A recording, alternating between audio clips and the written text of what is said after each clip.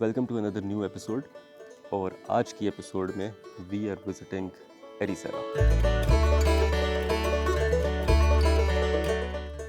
एरिसेरा एक छोटा सा फिशिंग टाउन है और लिस्बन से तकरीबन आपको 1 घंटा लगता है एरिसेरा आने में। एरिसेरा दरअसल जाना जाता है अपने बीचेस की वजह से, फिशिंग कल्चर की वजह से, मगर टूरिस्ट उसके हिस्टोरिकल इम्पैक्ट को काफ़ी हद तक निगलेक्ट कर लेता है। It has a vast history, यहाँ का आर्किटेक्चर बहुत डिफरेंट है और है भी लिस्बन से बहुत करीब, तो एक 1 डे ट्रिप आप एरिसेरा में कर सकते हैं। बट आप लिस्बन से अगर बस पे बैठते हैं तो आपको 4 या 5 यूरोस चार्ज करेगी और आप एरिसेरा आ सकते हैं। एरिसेरा का जो एक one of the most oldest monument इस वक्त मौजूद है वो ये एक छोटा सा पिलर है। अब ये देखने में तो एक छोटा सा पिलर है मगर इसकी भी हिस्टोरिकल सिग्निफिकेंस बहुत ज़्यादा है और इस छोटे से पिलर का नाम है पेलुरिनियो दी एरिसेरा। ये छोटा सा जो मोनूमेंट है ये डिक्लेयर करता है एरिसेरा एक म्यूनसिपैलिटी हुआ करता था। अब म्यूनसिपैलिटी क्या होती है, एवरीवन नोज़ कि जो अपने गवर्नेंस खुद रखती है, जो अपने रीजन के डिसीजंस खुद ले सकती है।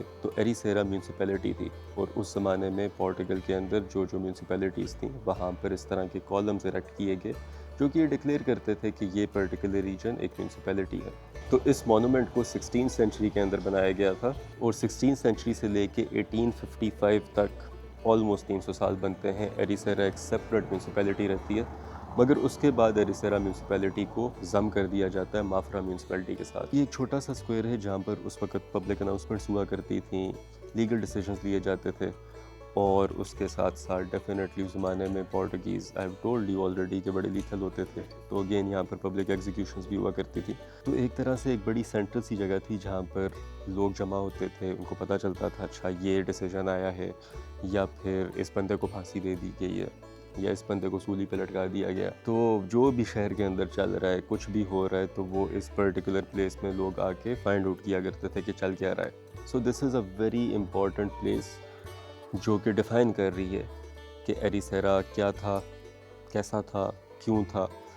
और इसके बाद से फिर एक जो ओल्ड फिशिंग टाउन था वो एक म्यूनसिपैलिटी में कन्वर्ट होता है, फिर वो दोबारा माफरा म्यूनसिपैलिटी में जम हो जाता है। तो it has a lot to tell.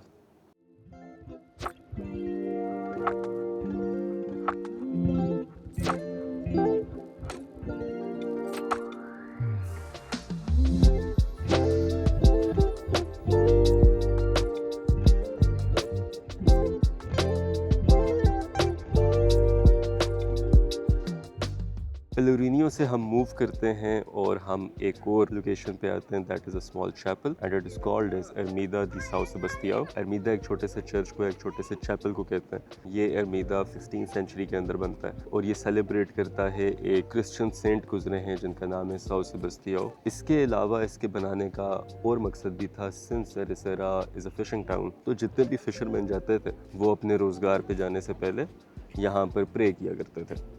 ये चैपल एक बड़ा छोटा सा स्ट्रक्चर है मगर इसकी ख़ास बात यह है कि ये अटलांटिक ओशन को ओवरलुक करता है। तो यहाँ से आपको अटलांटिक ओशन नज़र आ रहा है, जो इस बात को डिपिक्ट करता है कि इस चैपल का कितना बड़ा कनेक्शन है with the fisherman of the town, कि वो जब भी किसी सफ़र पे जाते हैं तो वो पहले प्रे करते हैं और फिर वो रवाना होते हैं अपनी जर्नी पे। और इस तरह के जो चैपल्स होते हैं, जो चर्चेस होते हैं या ऐसी जो जगह होती हैं, वो बड़ी इंपॉर्टेंट लोगों को कंबाइन रखने के लिए, यूनाइट रखने के लिए होती हैं। क्योंकि अगर इस तरह की जगह आपके सराउंडिंग में होती हैं तो लोग आके सारे मिलते हैं, एक दूसरे से बात करते हैं, एक अच्छा सोशल कनेक्शन डेवलप होता है। तो इसी वजह से 2018 के अंदर पोर्टुगीज़ गवर्नमेंट ने भी इसको मॉन्यूमेंट ऑफ पब्लिक इंटरेस्ट का नाम दिया था। इसका स्ट्रक्चर बड़ा एक अनयूजुअल सा हेक्सागोनल स्ट्रक्चर है and it is literally painted just white. खैर, इस चैपल से अब हम अपनी नेक्स्ट लोकेशन में मूव करेंगे जहाँ से आपको ज़्यादा आइडिया होगा कि एरिसेरा का फिशिंग कल्चर किस तरह का है और हम बीच एक्सप्लोर करेंगे। But meanwhile it is almost 3 PM और शदीद गर्मी है। आई रिमेंबर जब मैं यूरोप आ रहा था फॉर द फर्स्ट टाइम तो मुझे लग रहा था यूरोप जा रहे हैं, बड़ी ठंड होगी, मगर मैं पोर्टुगल पहुंचा हूँ तो मुझे कोई ज़्यादा फ़र्क फील नहीं हुआ यूरोप और पाकिस्तान के टेम्परेचर में।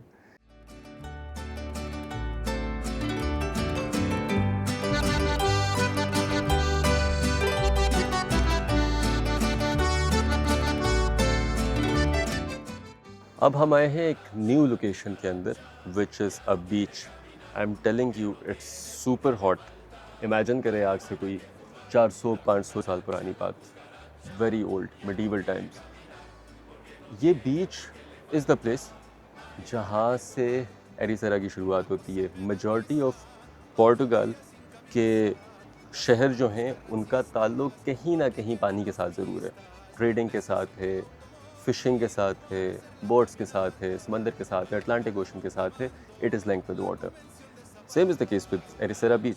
It's called as a fisherman beach क्योंकि यहाँ पर ओरिजिनली फ़िशरमैन हुआ करते थे और वो फ़िशिंग किया करते थे। बट इन पोर्टुगीज़ इसको कहते हैं प्राया दोष पेशकादोरेश। तो सिनेरियो आपने ये इमेजिन करना है कि 600 साल पुरानी बात है और सुबह सुबह का वक्त है, सूरज निकल रहा है एक तरफ से और सारे लोग अपने घरों से निकले हैं, उनकी कश्तियाँ यहाँ पर लगी हुई हैं, उन्होंने उसको रोक के रखा हुआ है रस्सियों के साथ, वो अपना सामान लेके खाने पीने का वट एवर दे हैड आते हैं, कश्ती में बैठते हैं, इस समंदर से आगे निकल जाता है। अब उस समंदर से आगे निकलते हैं तो तेज़ धूप पड़ रही है। कोस्टल एरियाज़ के अंदर धूप बहुत तेज़ होती है। अगर आप में से कुछ लोग कोस्टल एरियाज़ के करीब रहते हैं, फॉर एग्ज़ाम्पल पाकिस्तान में कराची के करीब रहते हैं, गवादर के करीब रहते हैं, तो आपको आइडिया होगा कि धूप के साथ साथ कुछ ना कुछ ह्यूमिडिटी का फैक्टर होता है जिसकी वजह से आपको बहुत गर्मी लगती है। तो same is the case with Portugal cities, Lisbon, Ericeira, Setubal, जो कोस्ट के साथ आते हैं शहर, बहुत गर्मी होती है वहाँ पर। तो गर्मी के अंदर निकले फ़िशरमैन, तो उन्होंने अपने जाले रखे हुए हैं, वो जाले फेंकते हैं समंदर में, मछलियाँ निकालते हैं, जमा करते हैं, शाम को वापस आते हैं। मगर एक चीज़ वो करना नहीं भूलते, सुबह सुबह निकलने से पहले वो एक चर्च में जाते हैं, एक चैपल में जाते हैं, जो मैं आपको दिखा चुका हूँ, जो कि वाइट कलर का एक अरमीदा था। वहाँ पर प्रे करते हैं और फिर निकलते हैं अपने मिशन पे। और वो शाम को आते हैं, उसके बाद वो जमा होते हैं पेलोरिनियो के पास, वहाँ पर अनाउंसमेंट्स होती हैं और वो अनाउंसमेंट्स देखते हैं कि अच्छा शहर में आजकल ये चल रहा है। जो भी चल रहा है वो उसको एंजॉय करते हैं, देखते हैं।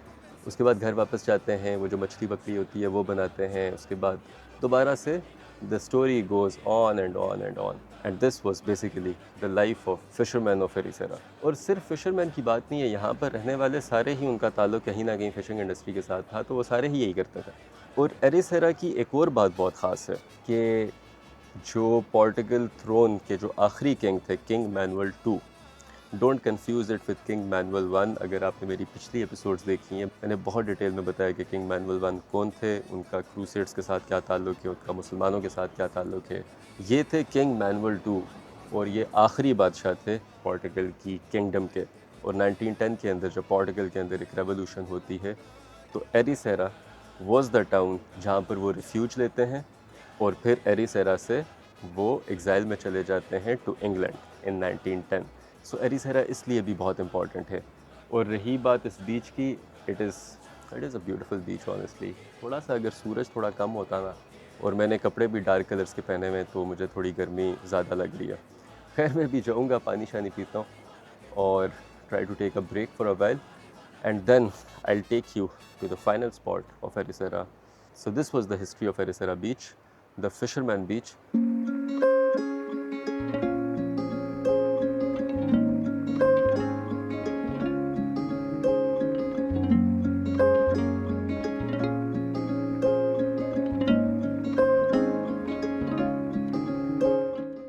With all of the information, now we come to the end of the video. और इस वक्त जो मैंने पहले भी और बताया था कि मैं एक आखिरी स्पॉट पे जाऊंगा और ये वो आखिरी स्पॉट है और इस कोस्ट लाइन को रिबेरा डिलियाश कहते हैं। और इसकी एक बहुत इम्पॉर्टेंट और ख़ास बात ये है कि ये जिस कोस्ट के ऊपर लाई करता है, ये कोस्ट यूरोप की पहली वर्ल्ड सर्फिंग रिज़र्व है और दुनिया में दूसरी वर्ल्ड सर्फिंग रिज़र्व है। आप इमेजिन करें कि सामने आपके अटलांटिक ओशन है, साथ में एक बहुत ही खूबसूरत बीच है और सनसेट हो रहा है। It is in fact a very beautiful sight. Rush भी इतना ज़्यादा नहीं होता क्योंकि इससे पहले हम जिस लोकेशन पे थे जो कि फिशरमैन बीच था, असल में रश वहाँ पर होता है क्योंकि लोग वहाँ रहते हैं और ये तकरीबन वहाँ से 10 मिनट दूर है। तो ये एक तरह से एरिसेरा की पेरिफेरी में आता है। और इस वक्त क्योंकि मैं सनसेट के वक्त में आया हूँ तो this time is not very ideal surfing के लिए क्योंकि अक्सर सर्फर्स जो हैं वो दिन में आते हैं। उस टाइम पे मैं यहाँ पहुँच नहीं सका, वरना आई कैन इमेजिन कि यहाँ पर बहुत सारे सर्फर्स होते हैं जो अभी मुझे नहीं दिखाई दे रहे। इसके साथ आज की एपिसोड ख़त्म होती है और अपना बहुत ज़्यादा ख्याल रखें, ट्रैवल करते रहें, खुश रहें और सीखते रहें।